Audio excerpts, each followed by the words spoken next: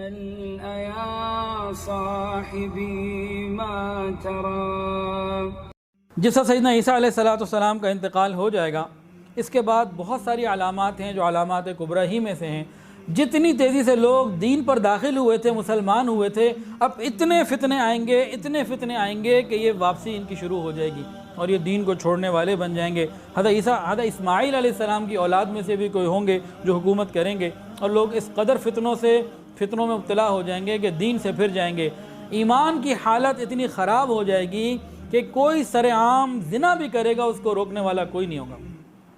حتیٰ کہ مصنف ابن شیبہ کی روایت ہے کہ جو شخص صرف اتنا کہہ دے گا، ارے بھائی تو نے زنا ہی کرنا ہے، کر لے، ذرا سائیڈ پہ ہو کے کر لے، نبی علیہ السلام نے فرمایا کہ وہ اس دور میں اس کی حیثیت ایسی ہوگی جیسے میرے دور میں ابوبکر اور عمر کی۔ اس زمانے میں برائی اتنی عام ہو جائے گی کہ صرف اتنا کہہ دینے والا بھی وقت کا ولی گویا ہو گیا۔ پھر اس زمانے میں یاجوج ماجوج کا نکلنا بھی ہوگا۔ حضرت عیسیٰ علیہ السلام کے زمانے میں یہ ہوگا۔ یاجوج ماجوج کا آنا سیدنا عیسیٰ علیہ السلام کے زمانے ان کی زندگی میں ہوگا۔ جب یہ یاجوج، حضرت عیسیٰ علیہ السلام کو حکم ہوگا مسلمانوں کو لے کے کوہ طور پر نکل جائیں، اور یاجوج ماجوج ایک قوم ہے۔ یہ کون ہیں؟ یاجوج ماجوج ایک فسادی قوم کا نام ہے جو حضرت نوح علیہ السلام کے بیٹے یافس کی اولاد میں سے ہیں۔ یہ فسادی قوم تھی اور تکلیفیں پہنچاتی تھی۔ تو ذوالقرنین جو تھے، جنہیں اللہ نے پوری دنیا میں حکومت عطا فرمائی، انہوں نے لوگوں کو ان کے فساد سے بچانے کے لیے ایک بہت بڑی دیوار قائم کر دی۔ سورہ کہف میں ذکر ہے، اس دیوار کے پیچھے وہ ہیں، اور حدیث کے اندر آتا ہے کہ وہ اس دیوار کو روز ختم کرنے کی فکر میں ہوتے ہیں کہ کسی طرح اس کو ختم کر کے ہم باہر آ جائیں۔ تو روزانہ رات تک بڑی محنت کرتے ہیں اور کہتے ہیں کہ بس کل ہم آ کے اپنا کام پورا کر لیں گے۔ اگلے دن جب آتے ہیں تو دوبارہ وہ اپنی جگہ پہ ہوتی ہے، پھر وہ محنت شروع کرتے ہیں، پھر کچھ محنت کر لیتے ہیں، کچھ دیوار چھوٹی ہونے لگتی ہے، کہتے ہیں اچھا باقی کل کر لیں گے، اگلی دفعہ آتے ہیں پھر اوپر بڑی ہوتی ہے۔ یہ قیامت تک چلتا رہے گا۔ نبی علیہ السلام فرماتے ہیں کہ جب اللہ ان کو ظاہر کرنا چاہیں گے لوگوں کے اندر، اس وقت وہ کیا کہیں گے؟ سارا دن محنت کرنے کے بعد رات کو کہیں گے کہ انشاءاللہ کل ہم باقی دیوار بھی گرا دیں گے۔ تو جس دن وہ انشاءاللہ کہہ دیں گے رات کو کام کے بعد، اگلے دن آئیں گے تو انہیں اتنی ہی ملے گی جتنی چھوڑ کے گئے، اور اس کے بعد وہ زمین پہ نکل آئیں گے۔ جب زمین پہ نکل آئیں گے، جس پانی سے گزریں گے، دریا سے گزریں گے، سمندر سے گزریں گے، کنویں سے گزریں گے، ساری دنیا کا پانی پی جائیں گے، اور زمین کے اوپر خوب فساد جو ہے وہ مچا دیں گے، لوگ پریشان ہو جائیں گے، حتیٰ کہ حضرت عیسیٰ علیہ السلام یاجوج ماجوج کے لیے بد دعا کریں گے، اور اللہ رب العزت ان کی بد دعا کو قبول فرما کر یاجوج ماجوج کے اندر اس قوم کے اندر ایک بیماری پیدا کر دیں گے، جس سے سارے کے سارے مر جائیں گے۔ مسلمان زمین پر آ جائیں گے کوہ طور سے۔ جب مسلمان آئیں گے کوئی جگہ نہیں ہوگی، پوری زمین یاجوج ماجوج سے اٹی پڑی ہوگی، کوئی جگہ کہیں نہیں ہوگی۔ پھر اللہ تعالیٰ لمبی لمبی گردنوں والے پرندوں کو بھیجیں گے جو یاجوج ماجوج کو وہاں سے اٹھا کے جہاں اللہ چاہے گا اٹھا کے پھینک دیں گے۔ پھر بارش ہوگی جس سے زمین بالکل صاف شفاف ہو جائے گی۔ اس کے بعد روئے زمین کے اوپر خیر ہی خیر ہوگی، چوری چکاری ختم ہو جائے گی، تمام گناہ ختم ہو جائیں گے، زہریلے جانوروں کا زہر نکال دیا جائے گا، اور بچے سانپوں سے کھیلیں گے، شیر سے کھیلیں گے، ان کا ڈر خوف ختم ہو جائے گا۔ ایک انار اتنا ہوگا کہ پوری جماعت کے لیے کافی ہو جائے گا۔ پھر اس کے بعد جو ہے وہ جو پہلے بتا دیا کچھ کہ زمین کے اوپر جو ہے وہ فساد پھیلنا شروع ہو جائے گا، اور ایک ایسا وقت بھی آئے گا کہ بیت اللہ شریف کو بھی ختم کر دیا جائے گا، توڑ دیا جائے گا۔ تاہم اس سے پہلے حدیث کے اندر آتا ہے کہ آسمان کے اوپر ایک خاص دھواں چھا جائے گا، دخان۔ قرآن مجید کے اندر آتا ہے فَارْتَقِبْ يَوْمَ تَأْتِي السَّمَاءُ بِدُخَانٍ مُبِينٍ، کہ ایک دن ایسا ہوگا کہ آسمان کے اوپر ایک خاص دھواں چھا جائے گا، پھر یہ زمین پر برسے گا۔ مومنین کو تو ایسا لگے گا جیسے زکام، کافر اور منافق کے لیے وہ ایسے ہوگا جیسے سر کے اوپر آگ کا تندور آ گیا۔ ایک دھواں ہوگا جو 40 روز تک رہے گا، دخان اس کو کہا گیا، اور مومن کے لیے وہ زکام کی مانند ہوگا، کافر اور منافق کے لیے ایسا ہوگا جیسا کہ اس کے سر کے اوپر آگ کا تندور جو ہے وہ ڈال دیا جائے گا۔ جب یہ دھواں چھٹے گا تو بقرعید کے دن بہت قریب ہوں گے۔ اس کے بعد 10ویں ذو الحجہ، یہ سورج مغرب کا نکلنا، سورج مغرب میں غروب ہوگا اس دخان کے بعد، اور اس کے بعد سورج رات آ جائے گی، رات اتنی لمبی ہوگی کہ بچے سو سو کر تھک جائیں گے، لوگ پریشان ہو جائیں گے، جانور شور مچا دیں گے، لیکن صبح نہ ہوگی۔ 3 یا 4 راتوں کے برابر جب وقت گزر چکے گا، پھر سورج نکلے گا اور مغرب سے نکلے گا۔ اس کی روشنی بہت تیز نہیں ہوگی، نارمل سی روشنی ہوگی، اور وہ جتنا زوال کے قریب تک اونچا ہوتا ہے تقریباً اتنا اونچا ہو کہ واپس مغرب میں ڈوب جائے گا، اور اگلے دن سے پھر اپنے معمول کے مطابق مشرق سے نکلنا شروع ہو جائے گا۔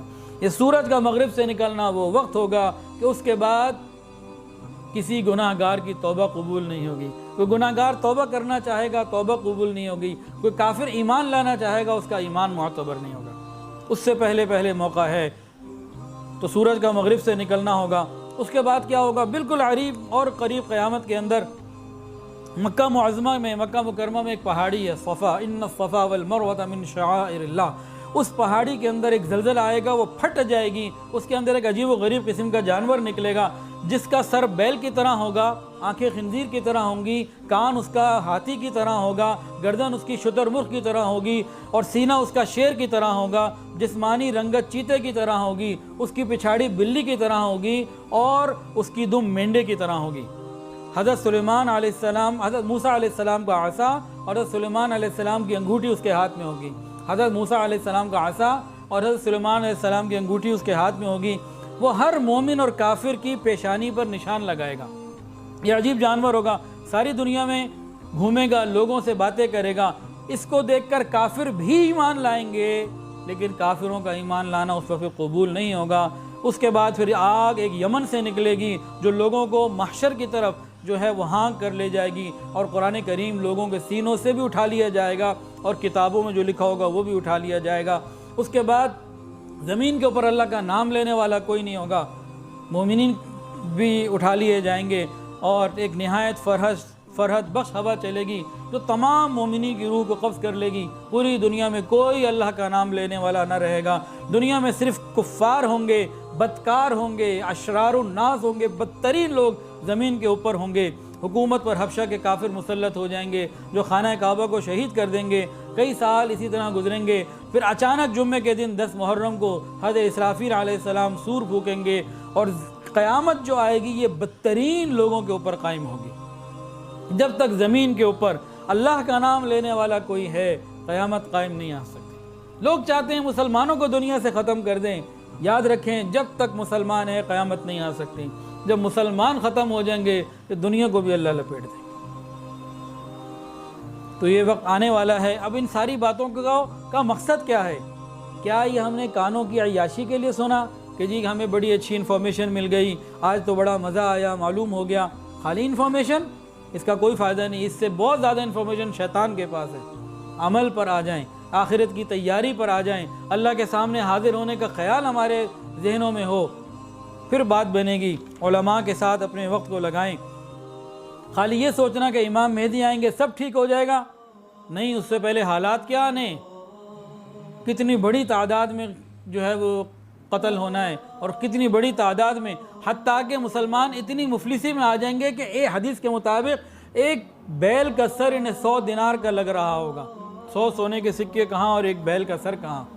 سر تو بقرعید پہ ہم قربانی کرتے ہیں، اکثر لوگ سر چھوڑ کے چلے جاتے ہیں۔ وہ مفلسی اور تنگ دستی اور بڑی آزمائشیں ہوں گی، پھر کہیں جا کے اس کے بعد راحت کا معاملہ آئے گا۔ اتنا آسان نہیں ہے۔ یہ جو نبی علیہ السلام نے قرب قیامت کی علامات بتائی ہیں، کیوں؟ کہ موت سے پہلے ہم موت کی تیاری کر لیں۔ اچھا، میری موت ابھی اگر آ جائے تو میری قیامت تو ابھی قائم ہو گئی۔ کل کون باقی ہے، ان حالات کو کون دیکھے گا کون نہیں معلوم نہیں، لیکن جس کی موت آ گئی گویا اس کی تو قیامت آ گئی۔ سورہ کہف شروع کی 10 آیات یا آخری 10 آیات، دونوں کا حدیث میں ذکر ہے، اس کو ہم پابندی سے پڑھیں، اللہ تعالیٰ دجال کے فتنوں سے محفوظ فرما دے گا۔ سورہ کہف کیا ہے؟ اس میں کیا ہے؟ اس میں ایک جماعت کا ذکر ہے جس کے ایمان کو اللہ نے محفوظ فرما دیا تھا۔ کہف اور غار میں کیا فرق ہے؟ کہف بھی غار کو کہتے ہیں اور غار بھی غار کو کہتے ہیں۔ غار میں 2-3 لوگ، 4 لوگ، 1 لوگ، جیسے غار سور، غار ہیرا، تھوڑے لوگ آتے ہیں۔ کہف میں ایک جماعت آ جاتی ہے۔